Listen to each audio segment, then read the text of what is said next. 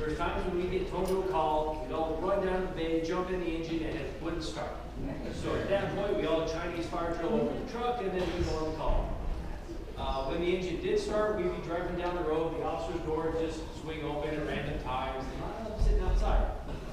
We'd go around turns, compartment doors would fly open, our equipment would dump out on Colfax Avenue. It was kind of a different time for us. But for all its flaws, you really had to love that engine a little bit, because if you didn't, it didn't work for you. To put 10 years into a little bit of perspective for the department as it is today, there have been about 200 firefighters come through our door in that time frame. Of our 43 total current members, 10 years ago, 19 of us couldn't drive a car yet. 26 of us couldn't have a beer tonight. Only 3 of us were at least 30, and 10 years ago, Chief was still old.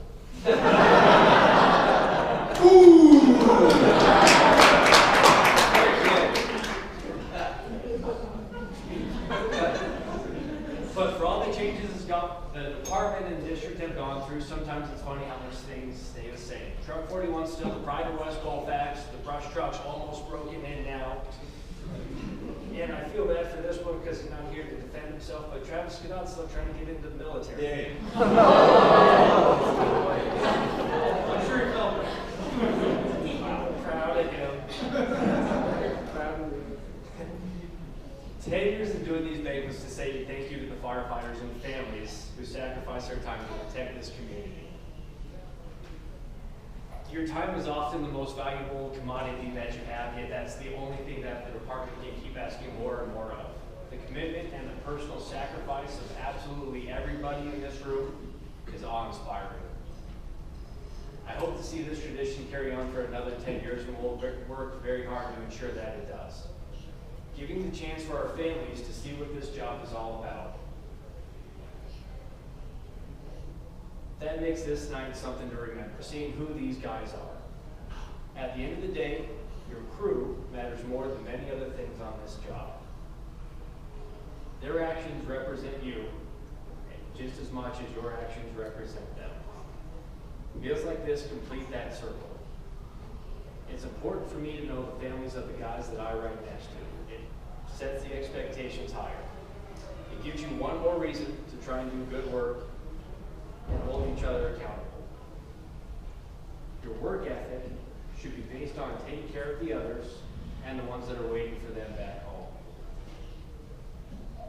Nights like tonight help us remind us who the men are after they come off shift to walk out the doors and remind us really what's most important to them. Tonight builds camaraderie, which is very important for a good trade of a fire company. When we all get together like this, it lets our families see who these guys are that you spend so much time with. And it's a quiet reminder of why we take care of each other. When we're going on calls and I look behind me and I see a full fire company dressed head to toe in heavy protective equipment, weighed down lugging tools, weighed down with heavy hose, it gives me goosebumps every time.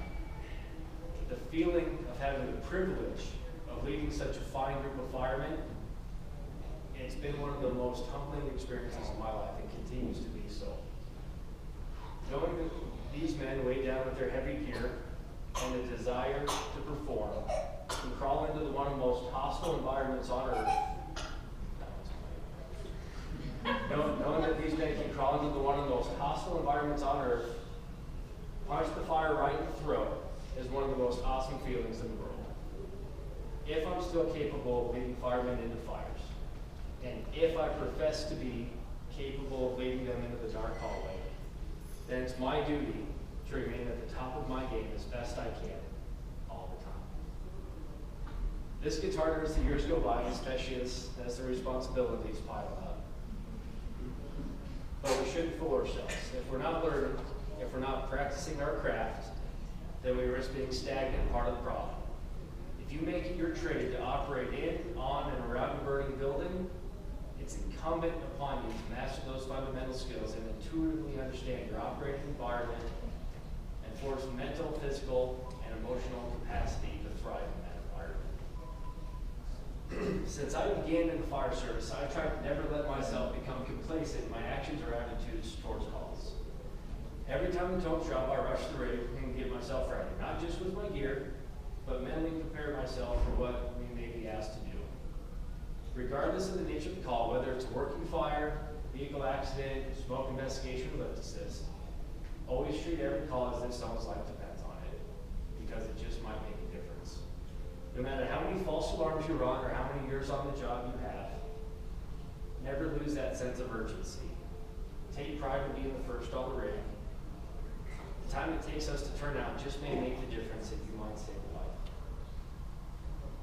Kurt Vonnegut said, "I can think of no more stirring symbol of a man's humanity to man than a fire truck."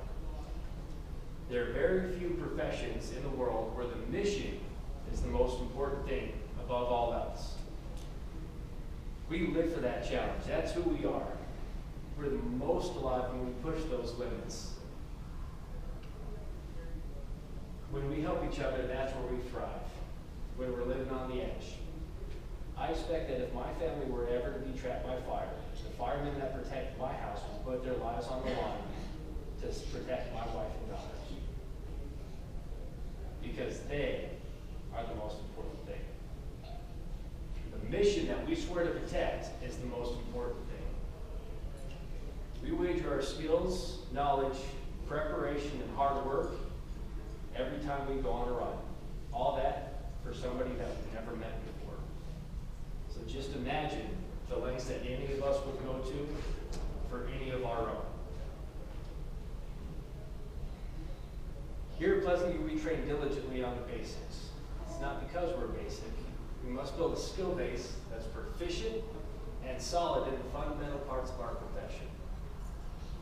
If we ever want to achieve greatness, that's what we need to do. Virtuosity is not gained overnight. It takes years and years of patient practice.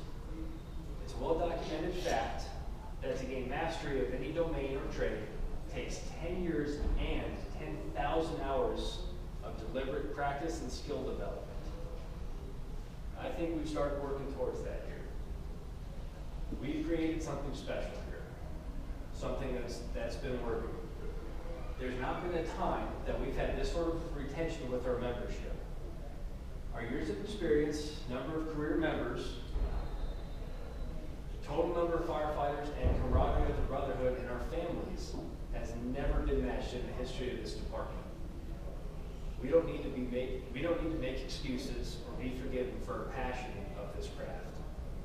The excellence of this department has not come overnight.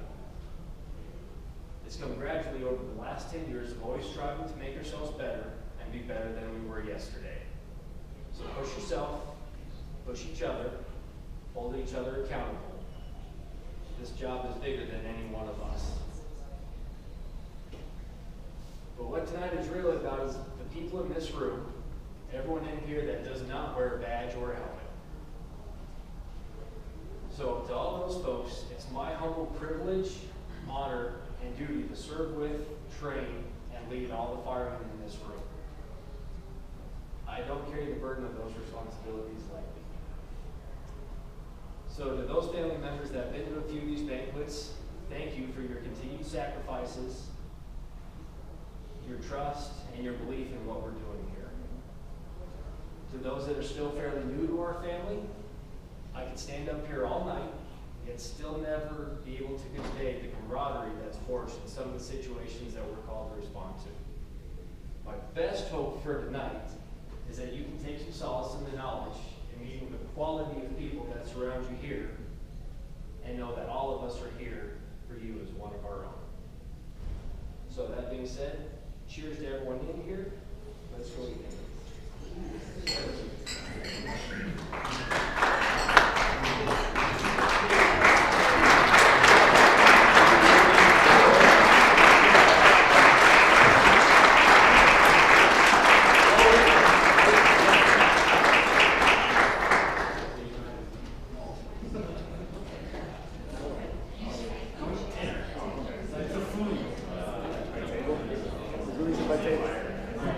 All the tables are at least voting. I'll be that guy.